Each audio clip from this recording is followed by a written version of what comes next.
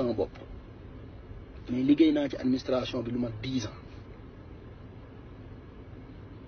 Macky Sall yow laay waxal ak teggin damay wax ak yow parce que mat nga ma bàyyi wala mat nga ma mag ndax am naa mag yu am âge bi nga am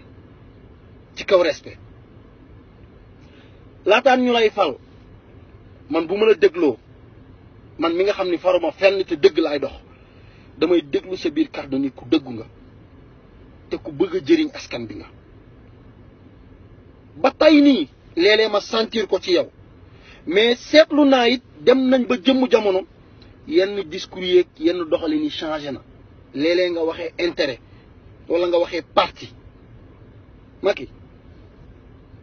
dama la ko ñaan waxuma la pour xas la te gëmuma ni yor nga xol boo xam ni sañ nga ñu dénk la ab dëkk nga mën a dimbali askan bi nga ni déedéet du ma leen dimbali dama leen ni noot ba ñu dee gëwuma loolu wallahi gëwuma ko ñàkk xam kay moo fi am ak wala seytaane topp la ba nga topp sa yëfi bopp Macky li may wax nii dama koo miin dama koo maîtriser nekk naa Saint-Louis pendant des années gars yi Saint-Louis moo nekkoon capitalu Sénégal bu njëkk ba Saint-Louis di Saint-Louis ba tey appareil scanner sax musul am ci hôpital bi ba mu fa amee léegi matagul 6 ans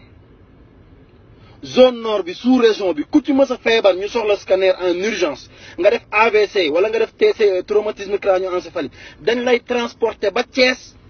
wala ba Dakar pour defal la scanner nga fay 80 000 francs ambulance bi sax da nga koy fay gars yi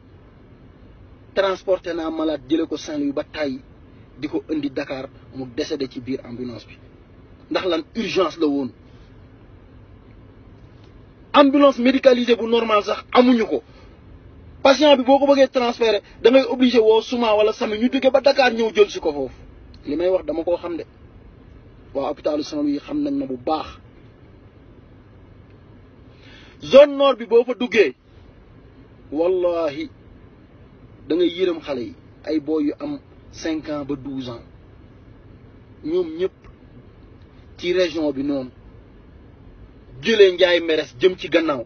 yéen a ma gën a xam li may wax villageoise baa ngi leen di bëgg a rey xale yi deret la ñuy saw ñoom ñëpp hématurie bi li may wax dama ko xam dama ko maîtriser yéen a ngi may dégg am na programme bu fa nekk bu tuddoon Bilvax 3 buy liggéey ci wàllu villageoise ay tubaab ñoo ko fa installé ñëw antenne d'investigation bi mi ngi Njaay Meres liggéey naa ci kon xam naa li may wax benn paa interpellé na ma ne ma doom yéen a ngi faj xale yu ndaw yi de waaye ñun ñi mag ñi ñun ñëpp dañuy saw deret ONG boobu mooy jël médicaments yi Biltricide yi di ko joxe ci poste de santé yi ñu leen koy jox gratuitement te day manqué day am rupture ani état bi pédiatrique service pédiatrique bu Saint-Louis hôpital bi xale yi dañuy dee comme pas possible amuñu matériel ñuy jël xale yi di leen tëddal noonu ci lal yi sans ay drap sans dara médicament d'urgence yi dara amu fa lépp accompagnateur u patient bi moo koy jënd waaw ani nguur Macky 50 millions ak 100 millions yi ñuy jël di ko distribuer di ko maye ay pass di ci jënd ay tissus ak yoo xam ni wóoruma sax mais politiciens yaa ngi koy utiliser pour di ko jox benn nit pour yow nga rejoindre sama parti Macky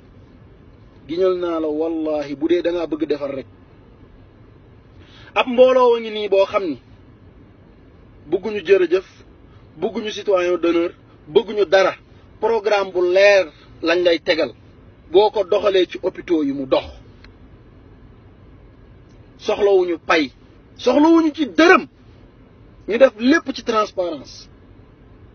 Macky 60 millions boo ko defee ci hôpitaux yi nekk Sénégal yëpp laa wax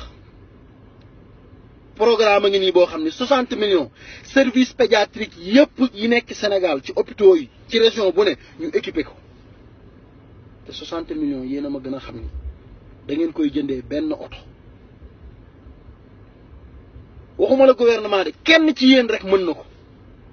te du Macky rek lañ koy wax ak képp koo xam ni pare nga pour ni da ngay dimbali askanu Sénégal 60 millions laa wax de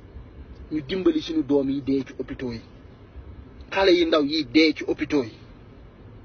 te yéen a ma gën a xam ni loolu du xaalis yéen a ngi jël 100 millions di ko may benn nit pour rek mu rejoindre benn parti 100 millions te 100 millions yooyu di yéen du seen xaalis suñu waxee ñu naan non président bi biñ ko faleek léegi wala président bee def na fi lii lan lañ fa def amul kenn ci ñoom ku yor xaalisu boppam di ko def ci dëkk bi li ñuy jël di ko réaliser ci ay projet suñu xaalis la ñoo ko cotiser ay impôt wala ñun leb ko ay banque mondiale te ñun ñoo koy fay Macky dama la koy ñaan ay goro ngi nii yoo xam ni waxuñu rek pour ŋàññ bëgguñu dara billet yi ñuy jënd sax pour ñëw Sénégal ñoo koy jëndal suñu bopp soxlawuñu dara soxlawul frais de mission soxlawul dara programme bu leer a ngi nii 60 millions laa wax ñu équiper service pédiatrie yi nekk ci Sénégal bi yépp fii ñu nekk ni États-Unis dañuy gis ay dons ñi ñuy may ay draps gratuitement matériel bu ndaw bi ay tensiomètre ay matériel hémocu ay dextro ay masque d'oxygène